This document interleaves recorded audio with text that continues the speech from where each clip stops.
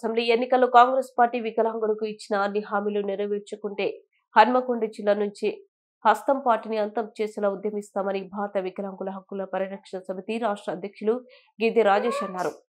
బుధవారం హన్మకొండ జిల్లా కేంద్రంలో ఏర్పాటు చేసిన భారత వికలాంగుల హక్కుల పరిరక్షణ సమితి తెలంగాణ రాష్ట్ర సదస్సుకు ముఖ్య అతిథిగా హాజరైన భారత వికలాంగుల హక్కుల పరిరక్షణ సమితి రాష్ట్ర అధ్యక్షులు గిద్దె రాజేష్ తొలిత ఇటీవల అనారోగ్యంతో మరణించిన తన తల్లి గిద్దె భాగ్యమ్మ చిత్రపటానికి సంఘం నేతలతో కలిసి పుష్పాంజలి ఘాటించి ఘనంగా నివాళులర్పించిన అనంతరం రాష్ట్ర సదస్సును ఉద్దేశించి భారత వికలాంగుల హక్కుల పరిరక్షణ సమితి రాష్ట్ర అధ్యక్షులు గిద్దె రాజేష్ మాట్లాడుతూ అసెంబ్లీ ఎన్నికల్లో తాము అధికారంలోకి వస్తే వికలాంగుల పెన్షన్ 6,000 పెంచుతామని, ఆర్టీసీలో వికలాంగులకు ఉచిత ప్రయాణ సౌకర్యం కల్పిస్తామని, ఆర్టీసీ బస్సులో వికలాంగులకు ఉచిత ప్రయాణ సౌకర్యం కల్పిస్తామని, రాష్ట్ర వ్యాప్తంగా ఖాళీగా ఉన్న వికలాంగుల బ్యాక్లాగ్ ఉద్యోగాలను గుర్తించి వాటిని భర్తీ చేస్తామని, తెలంగాణ రాష్ట్రంలో వికలాంగుల అట్రాసిటీ చట్టాన్ని సమర్థవంతంగా అమలు చేస్తామని, వికలాంగుల సంక్షేమ శాఖను మహిళా శిశు సంక్షేమ శాఖ నుంచి వేరు చేసి ప్రత్యేక శాఖ కొనసాగిస్తామని అనేక హామీలతో అధికారంలోకి వచ్చిన నాటి హస్తం పార్టీ రాష్ట్ర అధ్యక్షులు నేటి తెలంగాణ ముఖ్యమంత్రి రేవంత్ రెడ్డి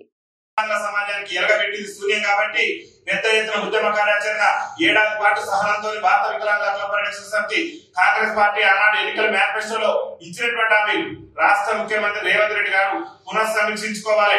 మేము అధికారంలోకి వస్తే, కాంగ్రెస్ పార్టీ అధికారంలోకి వస్తే వికలాంగుల పెన్షన్ ఇప్పుడు ఇస్తున్నటువంటి పెన్షన్ 6,000 రూపాయలు చేస్తామని చెప్పేసి ఆనాడు హస్తం పార్టీ రాష్ట్ర అధ్యక్షుడిగా ఉండి ఈ రేవంత్ రెడ్డి గారు ఆనాడు మరి మేము అధికారంలోకి వచ్చిన నెల నుంచి 6,000 రూపాయలు పెన్షన్ ఇస్తామని చెప్పేసి హామీ ఇచ్చి నేటి వరకు కూడా వికలాంగుల పెన్షన్ పెంచకపోవడం అంటే వికలాంగుల సమాజం పట్ల హస్తం పార్టీ మరి నిర్లక్ష్య ధోరణి ప్రదర్శిస్తుందనేది స్పష్టంగా కనిపిస్తుంది. దాంతో పాటు ఆర్టీసీలో వికలాంగుల సమాజానికి 100% రాయితీతో వికలాంగులకు ఉచిత ప్రయాణ సౌకర్యం కల్పిస్తానని ఆనాడు చెప్పినటువంటి హస్తం పార్టీ అధ్యక్షుడు ప్రస్తుత రాష్ట్ర ముఖ్యమంత్రి రేవంత్ రెడ్డి గారు మహిళలకు ఉచిత రవాణా ఇచ్చి వికలాంగుల సమాజానికి నేటి వరకు కూడా ఉచిత రవాణా ఇవ్వలేదంటే వికలాంగుల సమాజం పట్ల ఈ రాష్ట్ర ప్రభుత్వానికి ముఖ్యమంత్రి గారికి చిత్తశుద్ధి లేదనేది స్పష్టంగా అర్థమవుతుంది. దాంతో పాటు ఏం చెప్పారు రేవంత్ రెడ్డి గారు, కేసీఆర్ గారు ఉన్నప్పుడు ఆనాడు వికలాంగుల సంక్షేమ శాఖ, గతంలో ఉమ్మడి ఆంధ్రప్రదేశ్ ఉన్నప్పుడు ప్రత్యేక శాఖ ఉంది. కేసీఆర్ ముఖ్యమంత్రి అయిన తర్వాత ఈ శాఖను తీసుకుపోయి మహిళా శిశు సంక్షేమ శాఖలో కలిపిండు. మా కాంగ్రెస్ పార్టీ కనుక అధికారంలోకి వస్తే మేము ఖచ్చితంగా వికలాంగుల సంక్షేమ శాఖను మహిళా శిశు సంక్షేమ శాఖ నుంచి వేరు చేసి ప్రత్యేక శాఖగా కొనసాగిస్తామని చెప్పేసి ఆనాడు హస్తం పార్టీ రాష్ట్ర అధ్యక్షుడిగా ఉండి ఎన్నికల మేనిఫెస్టోలో చెప్పినటువంటి రేవంత్ రెడ్డి గారికి మరి ఏ ఇబ్బందులు వచ్చినా నాకు అర్థం కావట్లేదు. వికలాంగుల సంక్షేమ శాఖను మహిళా శిశు సంక్షేమ శాఖ నుంచి వేరు చేయడానికి 10 నిమిషాలు కూడా సమయం పట్టదు ఈ రాష్ట్ర ముఖ్యమంత్రికి. కానీ వికలాంగుల సమాజం పట్ల, వికలాంగుల పట్ల ఆయనకున్నటువంటి చిన్న చూపు కారణంగానే నేటి వరకు కూడా వికలాంగుల సంక్షేమ శాఖను మహిళా శిశు సంక్షేమ శాఖ నుంచి వేరు చేయలేదని వికలాంగుల సమాజం ఇక్కడ ఉన్నటువంటి మేధావర్గం మొత్తం కూడా గుర్తించాలని చెప్పేసి నేను విజ్ఞప్తి చేస్తున్నా. అదేవిధంగా తెలంగాణ రాష్ట్రంలో ఏం గొప్ప చెప్పిన ముఖ్యమంత్రి గారు, కాంగ్రెస్ పార్టీ అధికారంలోకి వస్తే తెలంగాణ రాష్ట్రంలో వికలాంగులకు ఏ చిన్న ఇబ్బంది వచ్చినా సరే ఖచ్చితంగా ఆనాడు ఏదైతే 2016లో కేంద్ర ప్రభుత్వం తీసుకొచ్చినటువంటి వికలాంగుల అట్రాసిటీ చట్టం ఏదైతే ఉందో, మా కాంగ్రెస్ పార్టీ అధికారంలోకి వస్తే వికలాంగులు ఎవరైనా అవమానపరిచినా, హేళన చేసినా, వికలాంగుల పట్ల చిన్నచూపు చూసేటటువంటి ప్రయత్నం చేసినా వికలాంగుల హక్కుల చట్టాన్ని రాష్ట్రంలో సమర్థవంతంగా అమలు చేసి 2016 వికలాంగుల హక్కుల చట్టాన్ని ప్రకారం కేసులు కూడా నమోదు చేస్తామని చెప్పేసి ఆనాడు ఎన్నికల మేనిఫెస్టోలో పేర్కొన్నటువంటి ముఖ్యమంత్రి రేవంత్ రెడ్డి గారు ఈ రాష్ట్రంలో ఉన్నటువంటి వికలాంగుల సమాజాన్ని అవమానపరిచే విధంగా, వికలాంగుల సమాజాన్ని హేళన చేసే విధంగా ఒక సీనియర్ ఐఏఎస్ ఆఫీసర్ అయినటువంటి స్మితా సబర్వాల్ వ్యాఖ్యలు చేస్తే నేటి వరకు కూడా ఆమె మీద చర్యలు తీసుకోలేదంటే రేవంత్ రెడ్డి ప్రభుత్వానికి వికలాంగుల సమాజం పట్ల చిత్తశుద్ధి లేదు అనేది స్పష్టంగా అర్థమవుతుంది.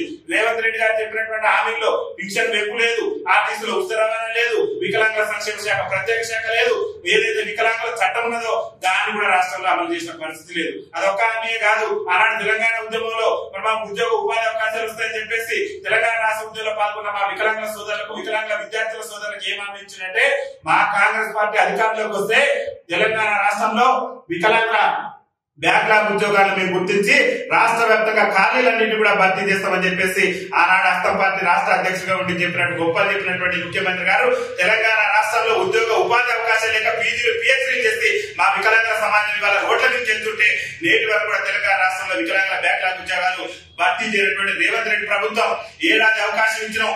శాంతియుతంగా ప్రజాస్వామ్య పద్ధతిలో హక్కుల సాధన కోసం మేము పోరాటం చేస్తుంటే అక్రమ అరెస్టులు, అక్రమ నిర్బంధాలు చేసి ఈ రాష్ట్ర ముఖ్యమంత్రి వికలాంగుల ఉద్యమాలను అణచివేసేటటువంటి ప్రయత్నం చేస్తున్నారు.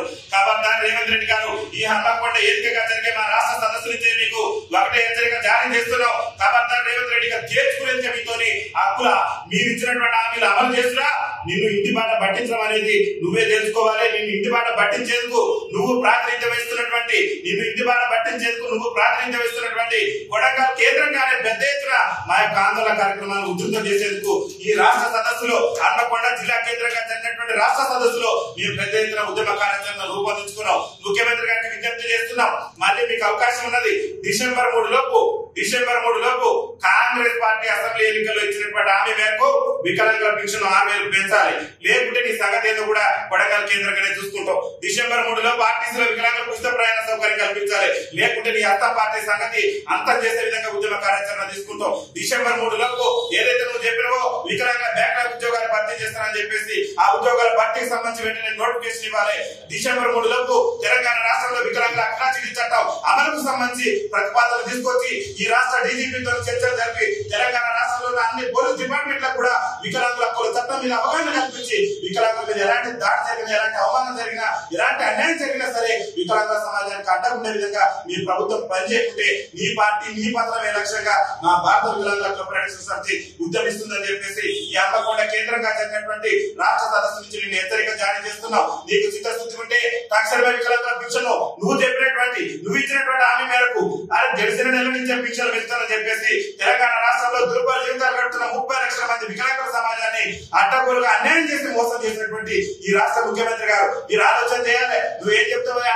ఆంధ్రప్రదేశ్ రాష్ట్ర ముఖ్యమంత్రి తెలంగాణకు వస్తే చంద్రబాబు నాయుడు గారితో మీరు పోటీ పడతావు. తెలంగాణ రాష్ట్రం కూడా ఆంధ్రప్రదేశ్ లో అభివృద్ధిలో సీనియర్ ముఖ్యమంత్రి అయినటువంటి చంద్రబాబు నాయుడు గారితో పోటీ పడతాం అన్నాడు. చంద్రబాబు నాయుడు గారు చూసి నువ్వు చిక్కు తెచ్చుకోవాలి. చంద్రబాబు నాయుడు గారు అధికారంలోకి వస్తే మేము 6,000 రూపాయలు పింఛన్ చేస్తామని చెప్పేసి ఆంధ్రప్రదేశ్ రాష్ట్రంలో అధికారంలోకి వచ్చిన నెల నుంచే వికలాంగుల సమాజానికి 6,000 రూపాయలు ఇచ్చి ఇలా గొప్ప ముఖ్యమంత్రిగా పేరు తెచ్చుకున్నాడు. నువ్వు మాత్రం ఇచ్చినటువంటి హామీని దుంగలో దొక్కి మేము ఆంధ్రతో పోటీ పడతాం, అభివృద్ధిలో పోటీ పడతాం అభివృద్ధిలో పోటీలో పడేటువంటి ముఖ్యమంత్రి గారు మిగులు బడ్జెట్ ఉన్నటువంటి తెలంగాణ రాష్ట్రంలో 6,000